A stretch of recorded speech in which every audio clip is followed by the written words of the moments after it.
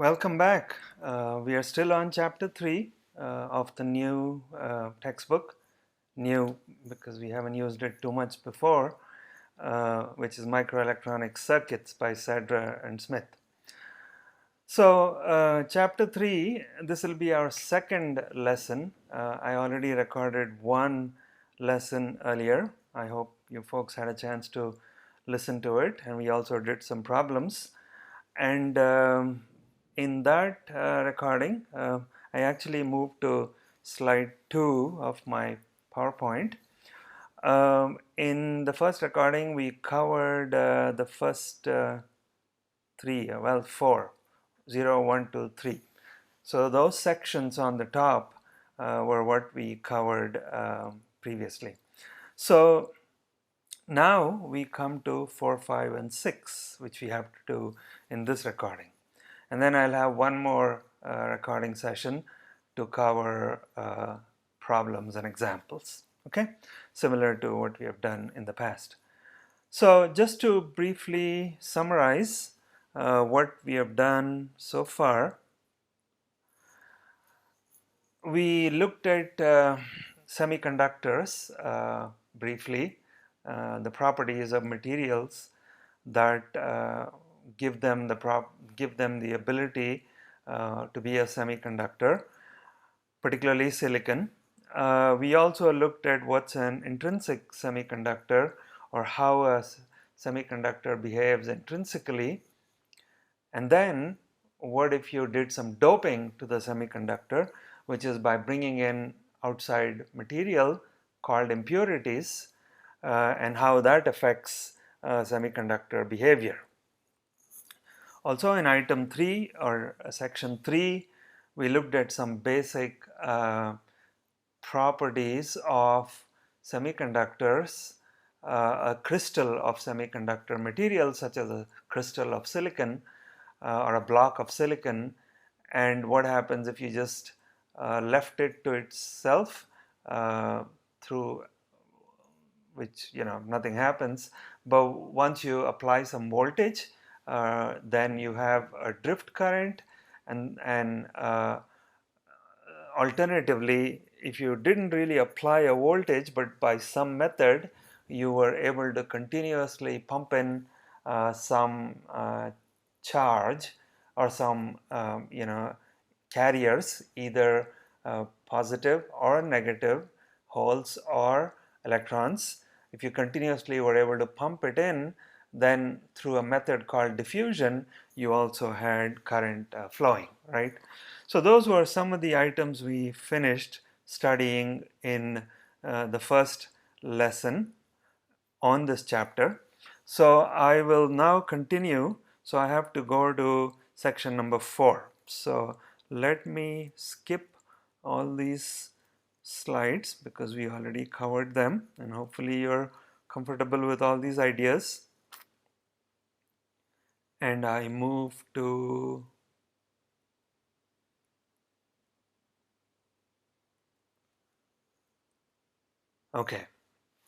section 3.4 on slide 24 of this PowerPoint.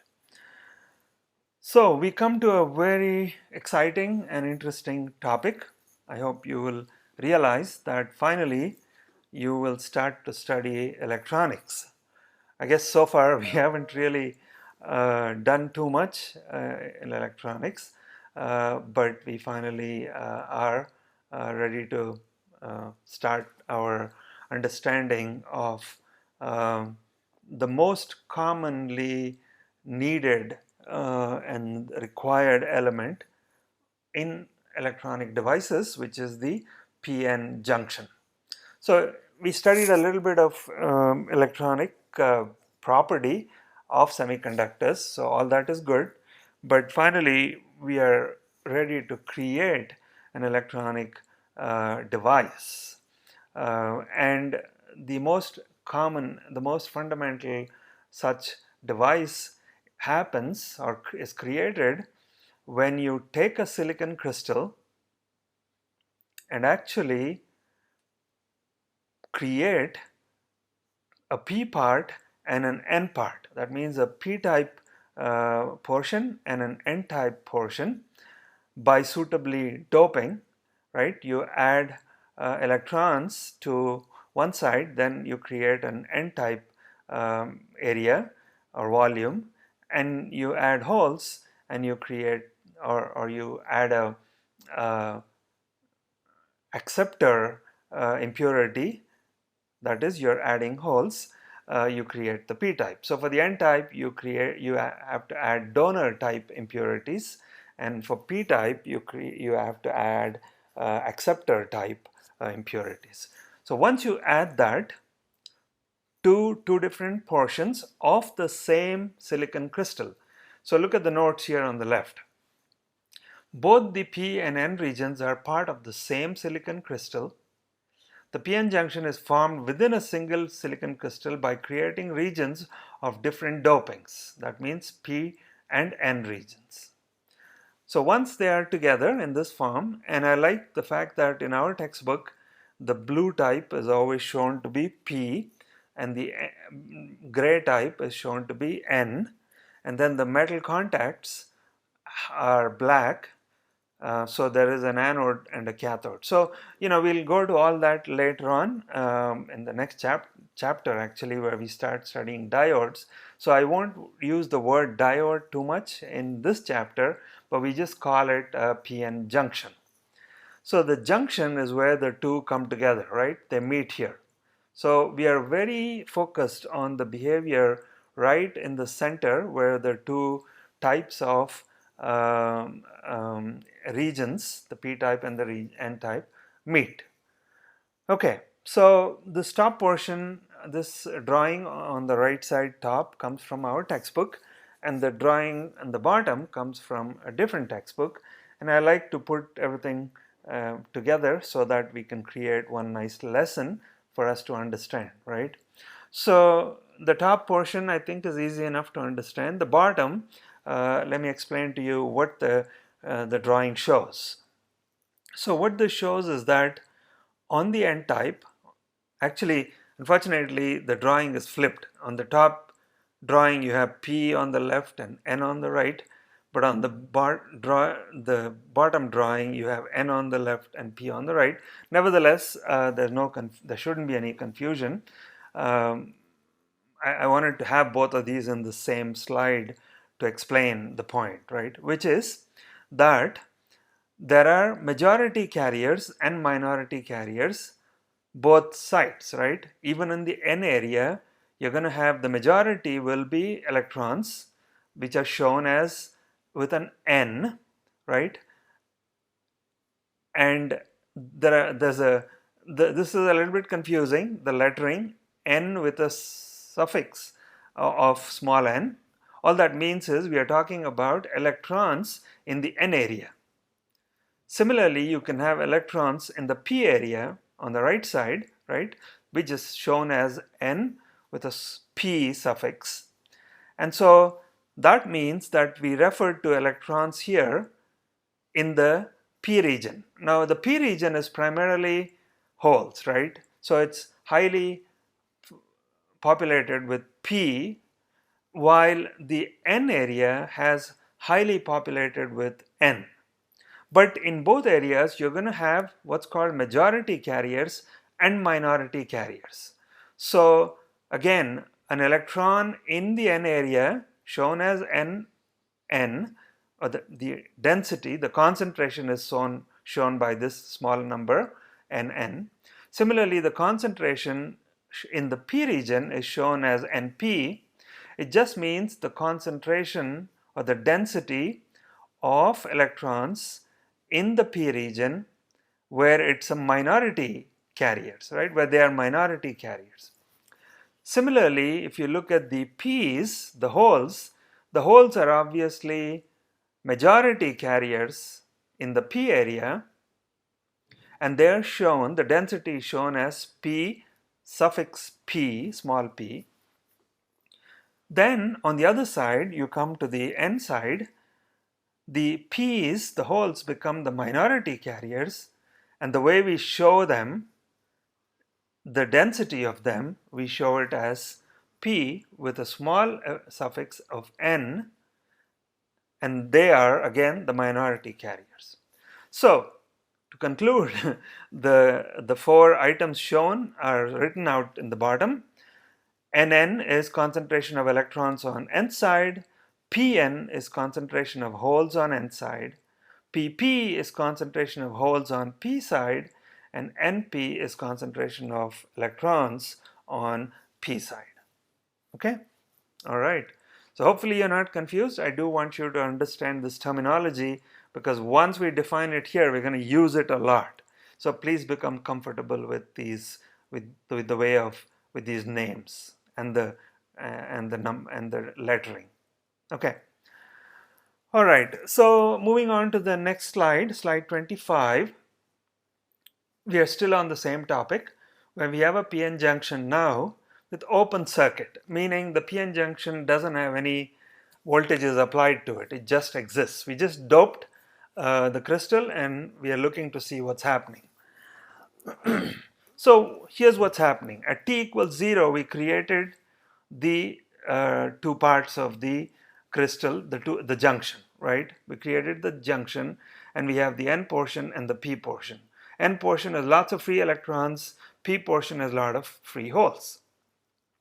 After some time, t equals t1, this is what happens, right? Things don't just stay as they are. What you see is a small number of electrons, they move into the p region. And similarly, a small number of holes move into the n region. That's what, and they are clustered around the junction. They don't go too far inside, but they just hang around closely to the, some move into the, deeper into the regions, but they become neutralized, meaning the electron and the hole get together and they disappear, right? Because of opposite charges attract. But some excess electrons, acceptor ions on the p side, and some excess holes, donor ions, positive ions on the n side, they just stay there. Okay. So at t equals infinity, after a while, the a certain stability happens, and so a region called the depletion region is built up just around the junction.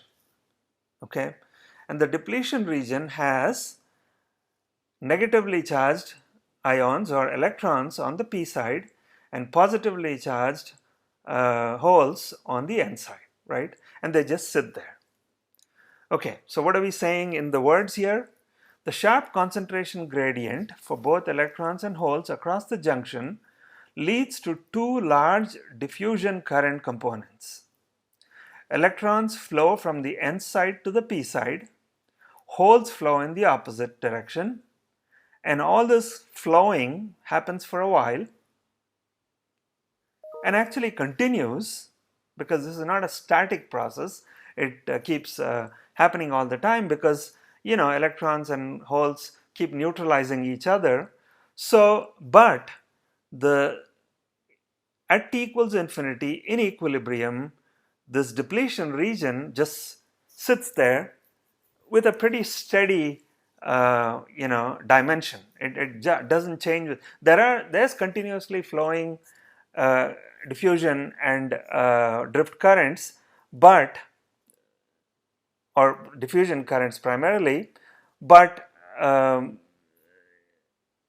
value of these don't change once they've reached a certain point after infinity. Okay, so that's what I wanted to point out in this slide.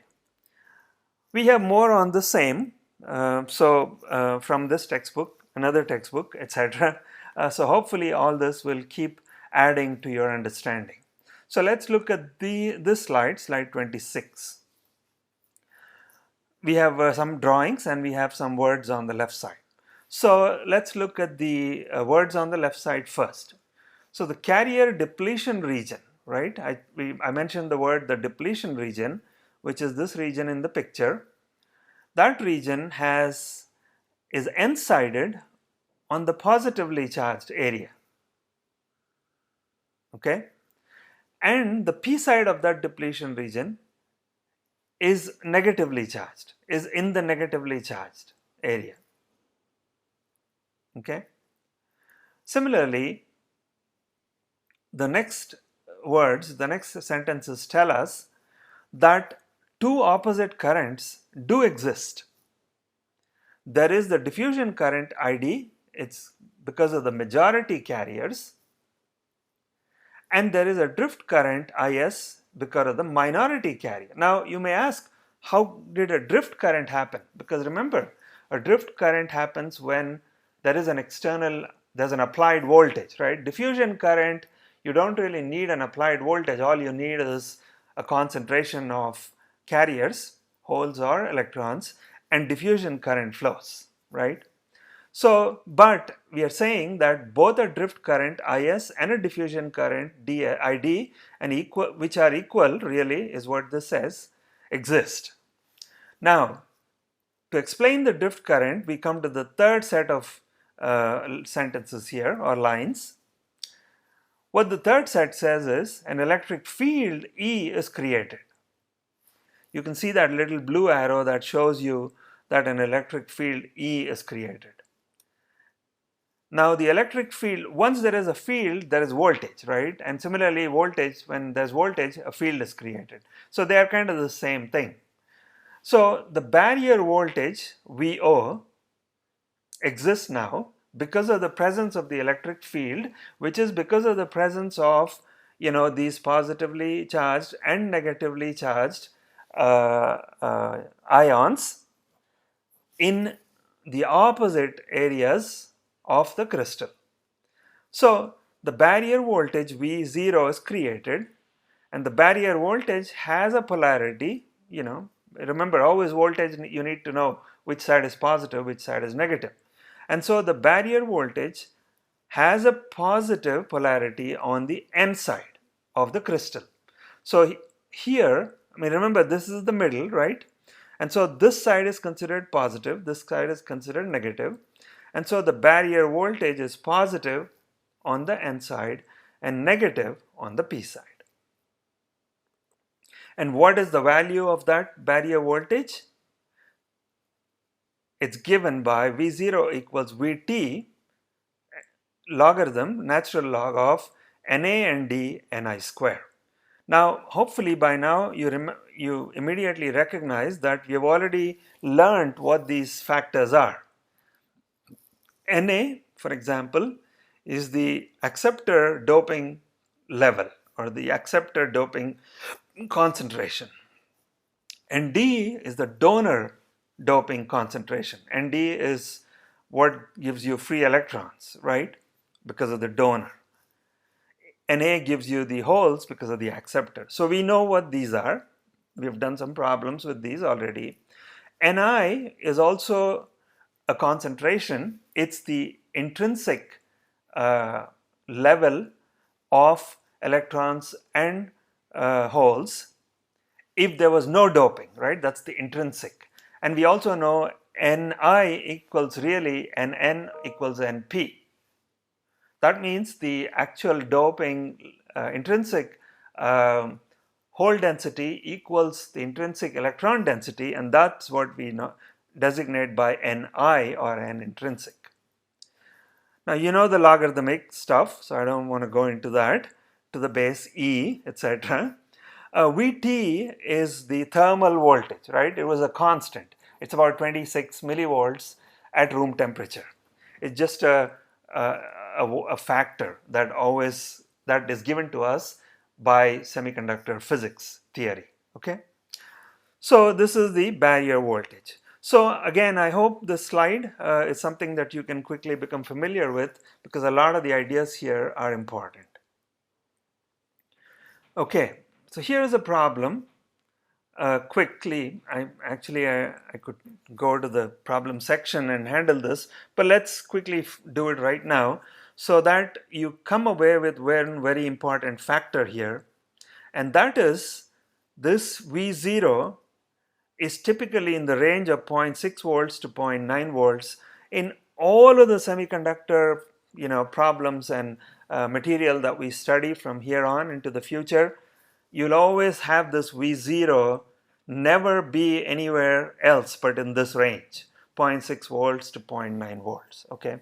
And how we came up with this value, 768, we just used this formula. We took some Na and Nd values, some temperature value, the value of this Vt, and we came up with an example of 768 millivolts as a value of V0, okay? So I just wanted to introduce you to that value before we moved on.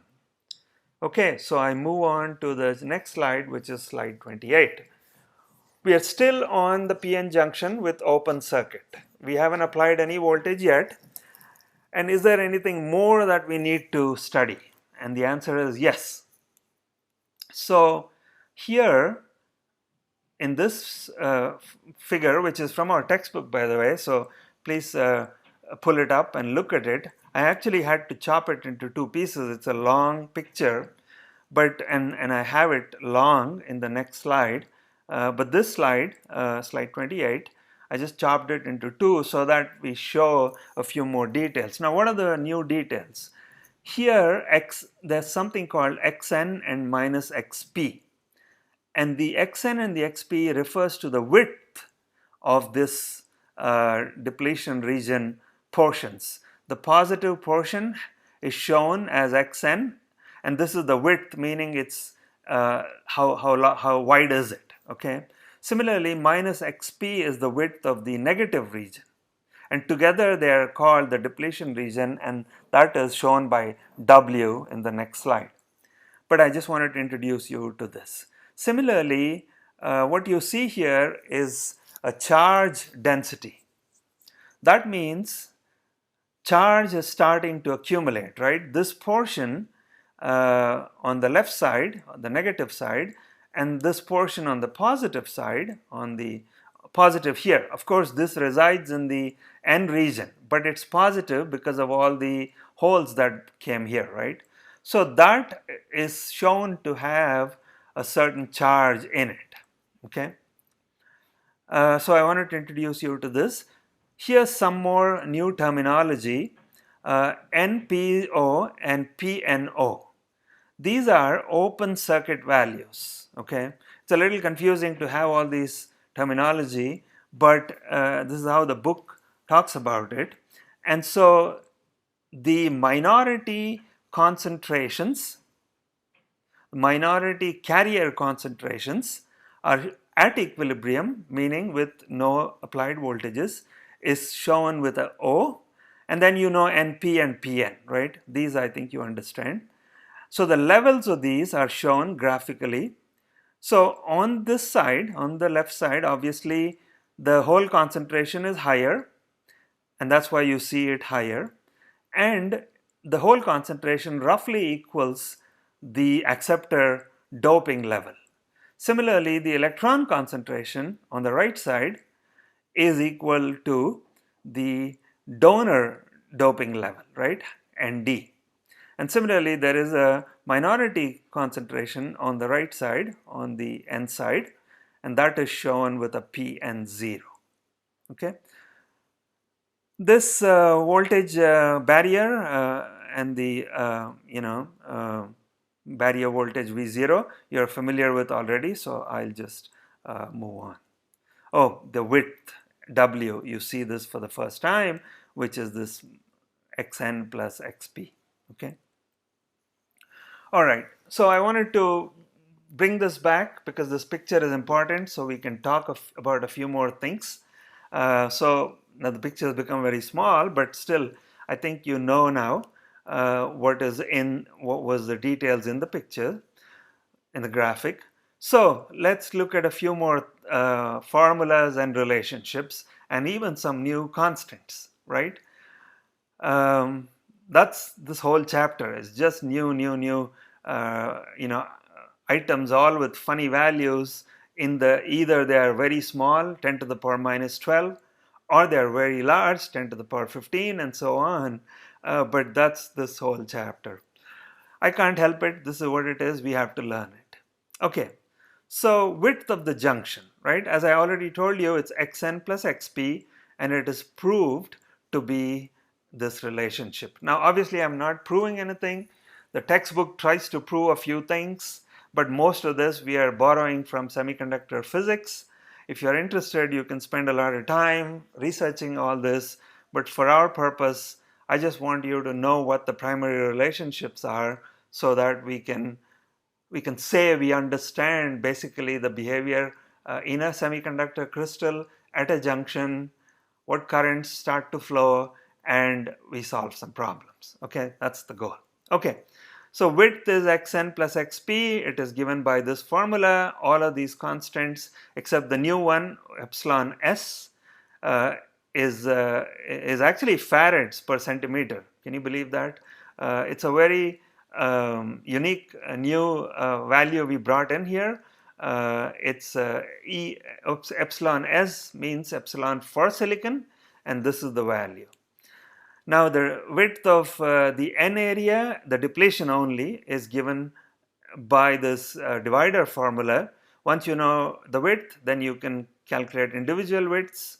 Lastly, charge stored, it is the charge is equal on either side, positive equals negative charge, and this Qj means charge at the junction, and so that is given by this formula, also some kind of divider formula, but we have all this. Another important factor that we bring in here is the surface area, right? What is the square centimeters or square micrometers of the silicon crystal? So think of this in 3 dimensions. So you have a area which is length times height, or right, and so the surface area is also important. Okay, so get familiar with these formulas. We'll do some problems to clarify, but it is important that you understand everything here.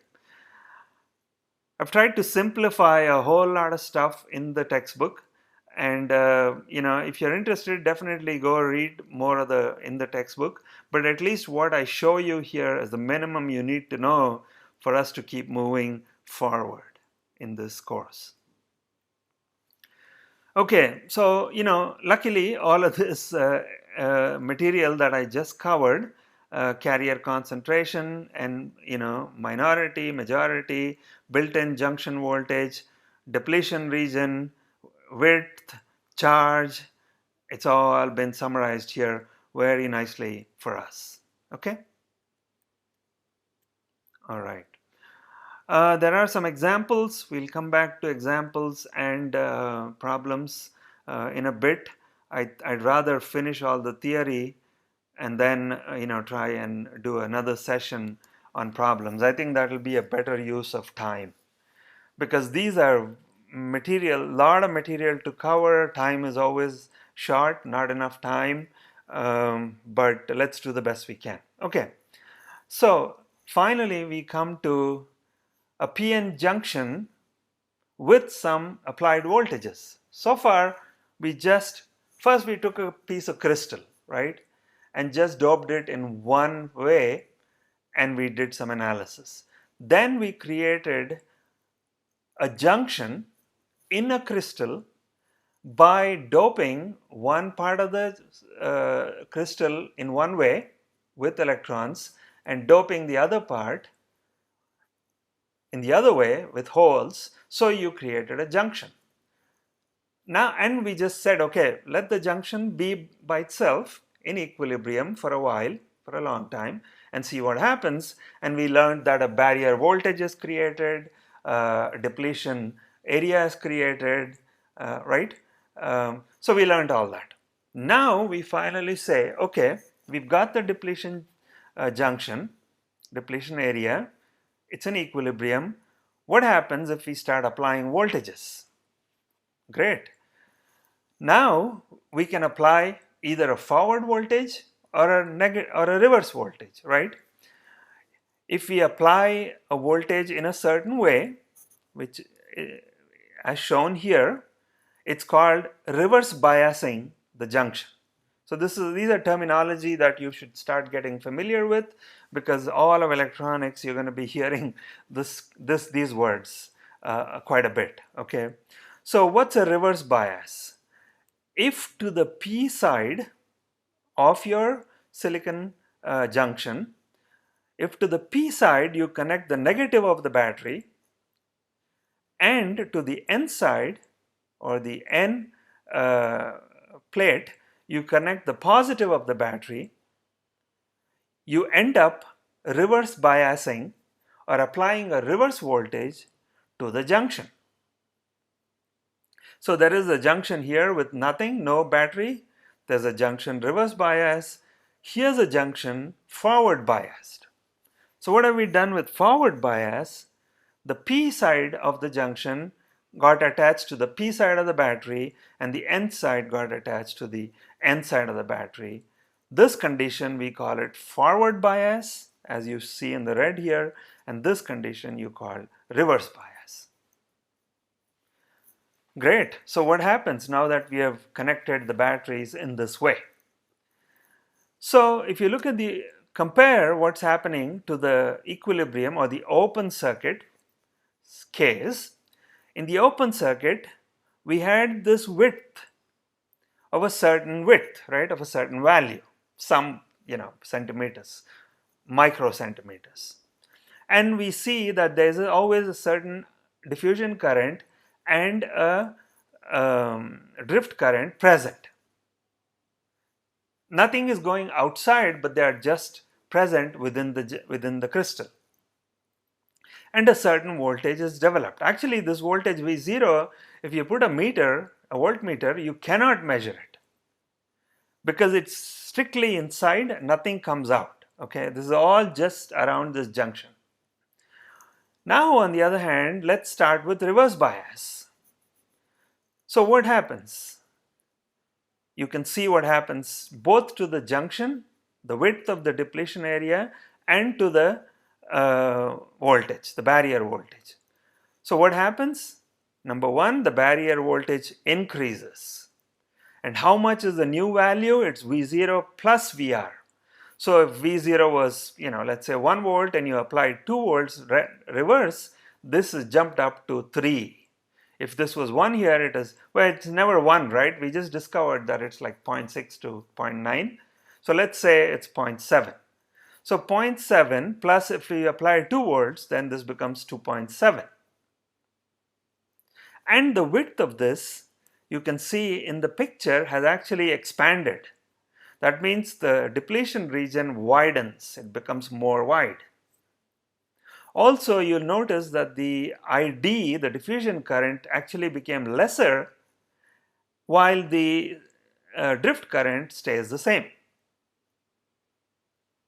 That's the condition under reverse bias. Now let's move to the forward bias case. Here, as I show you in the words, in the lines here, the barrier voltage drops, the depletion region shrinks. So the barrier voltage now reduces.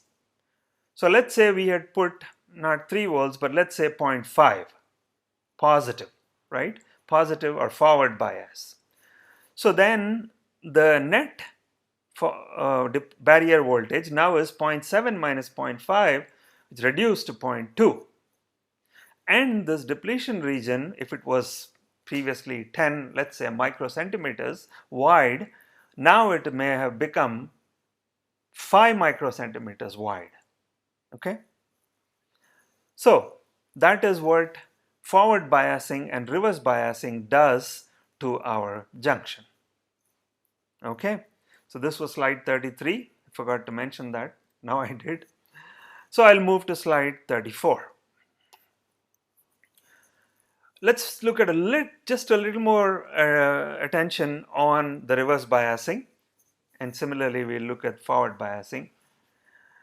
Under reverse biasing, again, diffusion current ID is highly reduced, almost to 0. Drift current IS is low and it's highly dependent on temperature.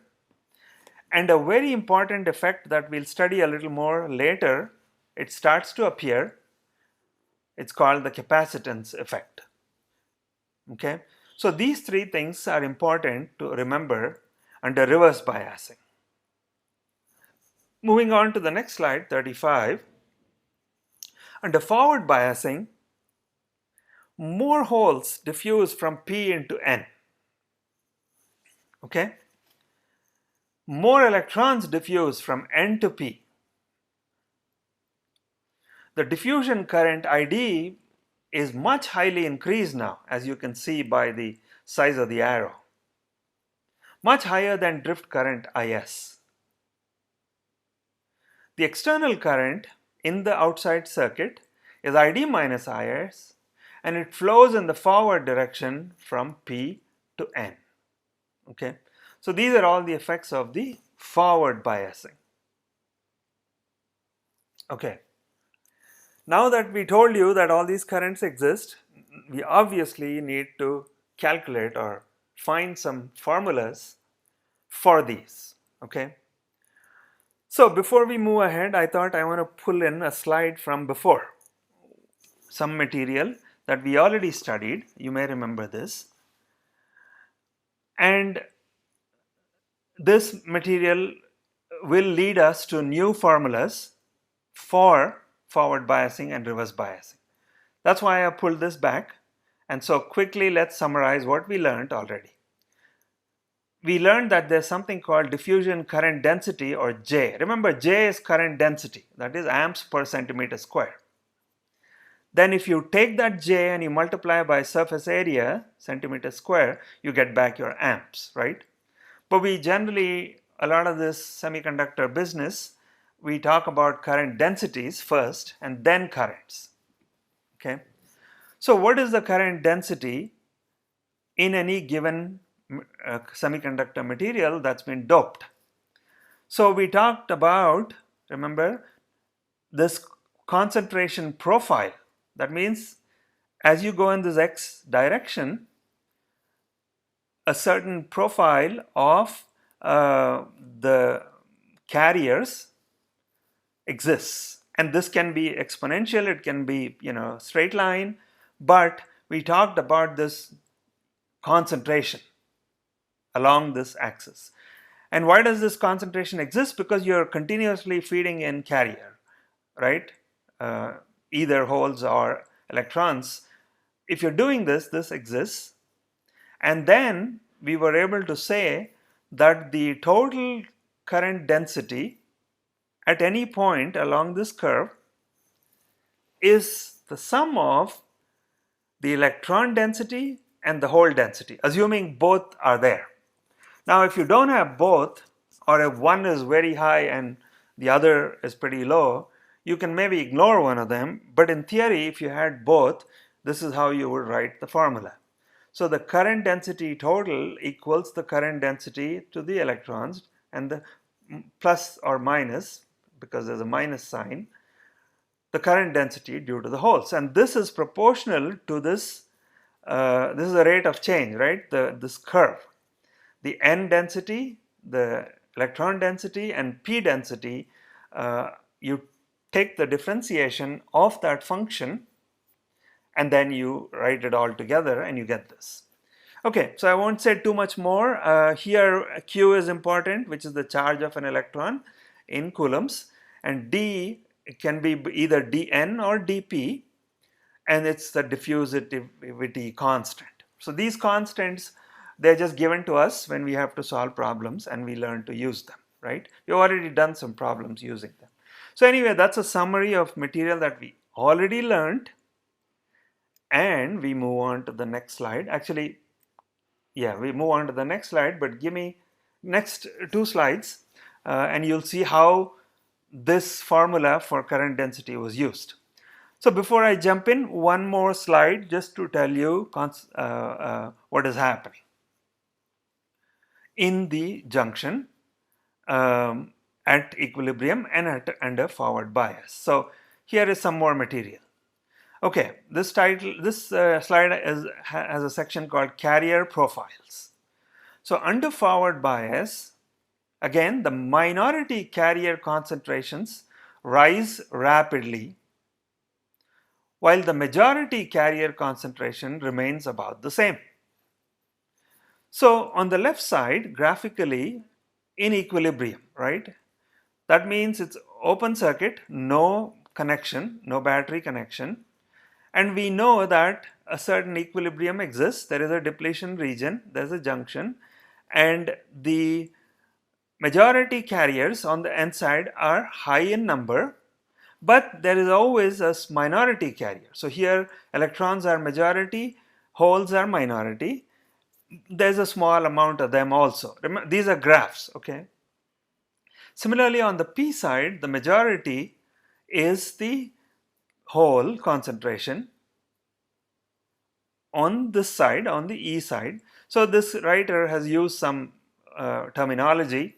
Don't let it confuse you. E means equilibrium, and this little f here means forward bias. Okay. I just want you to understand the theory. Don't worry too much about the specifics yet. Okay. Also, we are not going to solve problems using these textbook, these notation. This is from the other textbook. We'll solve problems using our textbook and our notation. But I hope you see the points being made here, right? Under forward bias, you'll notice that this region, P and E, this value shifts up. He shows it to you nicely using this arrow. Similarly, this minority concentration also shifts up. Nothing happens to the majority concentration. Those stay the same. But the minority concentrations move up. So I want you to understand that point as being made in this slide. Now this is on slide 37. I'll move to slide 38. The same concepts are being explained in our textbook also, don't worry. And this graphic is from our textbook. You see the nice blue and the gray colors, which I like. And here, the same ideas are being expanded. Now we also start to bring in diffusion current densities, both for the hole and the electrons, and we start to write some more formulas. Again, all these formulas are derived. Some of them are derived. Some in the textbook, he just tells us, hey, this is it, take it for granted. But we need to understand the logic behind this, the theory, so that then we can say, okay, I believe these formulas, okay? So again, in the forward bias, I'm saying on the top left, an excess concentration of minority holes in the N region and an excess concentration of minority electrons in the P region, they exist, right?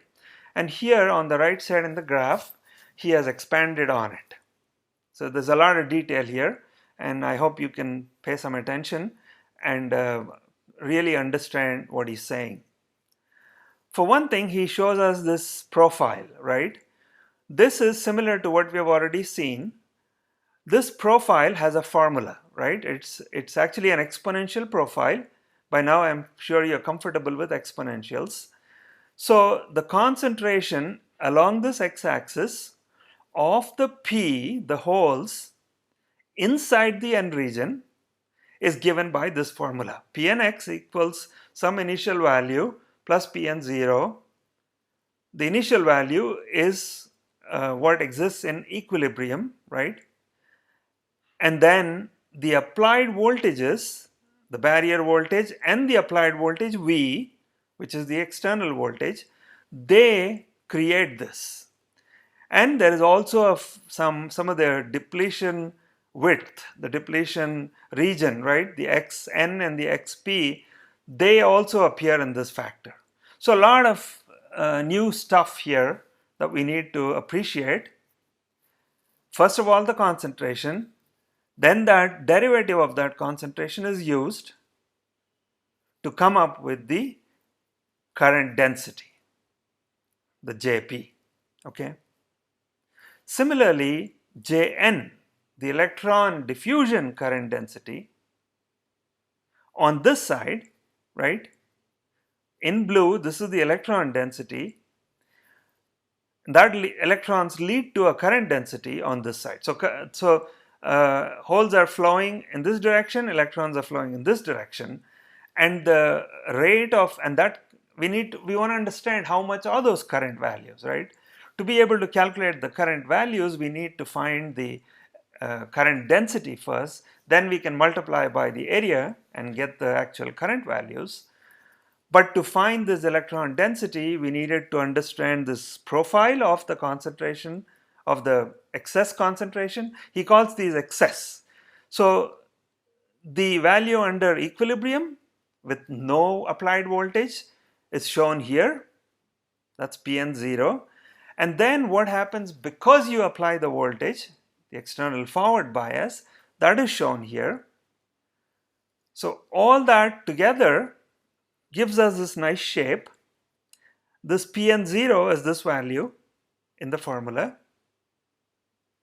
So then you take the differentiation, use some other constants, and hey, you come up with this nice formula for hole diffusion current density. Similarly, we come up with electron diffusion current density at this junction. Again, use some new factors, right? These new things keep coming at us, new constants, Ln and Lp. And these are constants and they're called diffusion length. So Ln is electron diffusion length, Lp is hole diffusion length. And they also appear in these formulas. Okay? So pay some attention to this slide. It's important. A lot of new stuff that came in to help us get to our goal, which is in the next slide. And the goal is to find the values of the diffusion and the drift currents. One other last factor is that we are assuming in this case that the doping with the acceptor is much higher level than doping with the donor. Okay. All right. So I'm going to move ahead. We are running out of time as always. But I think we are almost there. We are starting to come to where things will look very simple in a couple of slides. So just bear with me.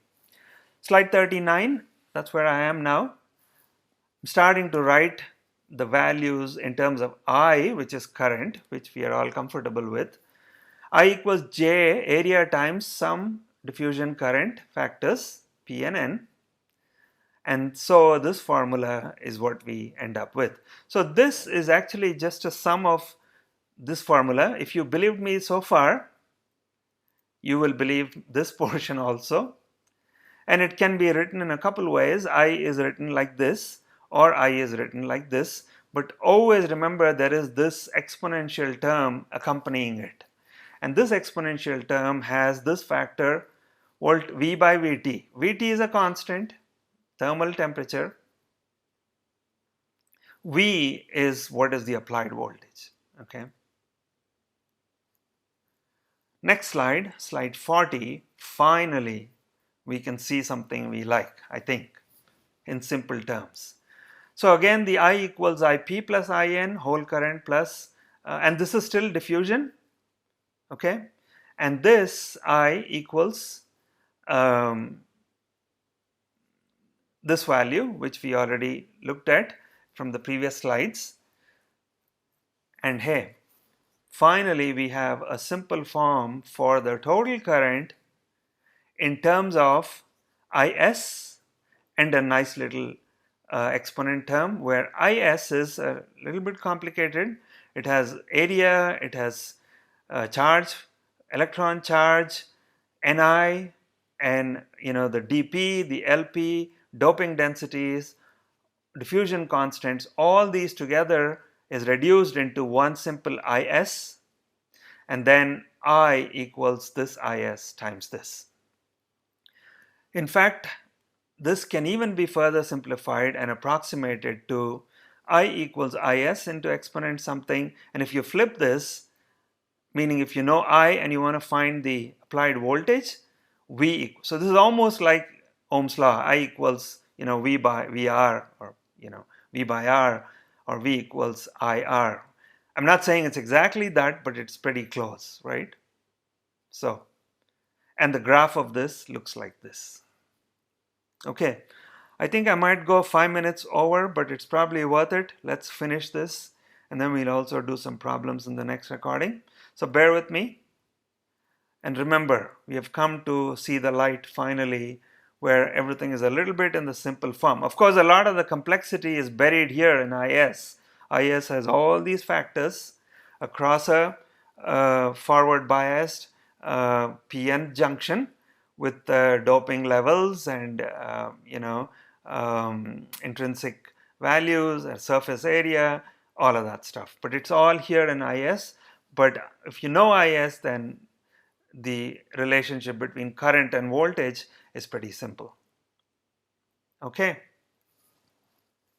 A couple more facts and then we'll move on. I gave you this formula where I said Vt is a constant. It's 26 millivolts at room temperature. Can we eliminate this? Can we reduce this factor? Or at least make it simple? Yes. For a negative bias, reverse bias, if this voltage of negative reverse bias is like slightly higher than or 2 or 3 times higher than this 26 millivolts, then this term actually disappears, meaning I just becomes a negative Is. Because what you see is, if this term V by Vt is like e raised to minus 3, it drops to 0 almost. Okay, so as the negative bias voltage increases, even to about a volt, slightly about, a tenth of a volt, not even a volt. Let's say 4 times this 26 is 100, right? That's 0.1 volt. 100 millivolts is 0.1 volt. So even if you reach 0.1 volt in the negative direction, this term becomes 0 and I just becomes Is. So all that is telling us is that with just about 0.1 volts of negative voltage or reverse voltage across the junction, the current magnitude drops to a constant value Is. And the typical value of Is is, it's very small, very, very low, in picoamps. Okay. All right. So I can't spend any more time on this. I'm going to move ahead. We have some examples that we can do in the next recording. And I come to 2 other very important concepts that we'll quickly run through, and then we are done. First of all, there's something called reverse breakdown. Even though I showed you the reverse graph and we stopped here in the reverse direction on slide 41, I moved to slide 45. There is a breakdown area, or an area where the current drops dramatically, actually increases in the reverse direction dramatically. And this area is called breakdown. Don't worry, nothing is actually breaking up. It just is called reverse breakdown. And we'll deal with this a little more when we study the next chapter on diodes. But this phenomenon exists around the junction. So just remember that. And it comes in 2 forms, Zener breakdown or avalanche breakdown, depending on if the reverse voltage is less than 5 volts or greater than 5 volts. Okay. All right. So I'll move on to the very last idea that in this chapter, which is capacitive effects at the PN junction. And what you'll learn is that this reverse, particularly in reverse bias, not so much in the forward bias, but in the reverse bias case, it's almost like the junction becomes a capacitor. And the value of that capacitance directly depends on the reverse voltage. And I'm on slide 47 and you can see this. So the junction has a certain capacitance when there is no bias, and that's called Cj0, and that is still dependent on all these values. And as you apply more and more reverse voltage, the Cj, the junction capacitance, actually decreases. So as VR increases, the reverse voltage becomes more and more negative. The capacitance shown by the junction decreases, and this relationship is nonlinear, and we'll do a couple more problems to explain that. It's a very useful property used. This variable capacitance can be created using variable capacitance can be created using this principle, and it's used a lot in electronic circuits where the chip semiconductor junction behaves like or used as a capacitor. Okay. All right, with this I stop. I apologize for running over, but this is a great place to stop, and then we'll do some problems in the next recording. Thank you.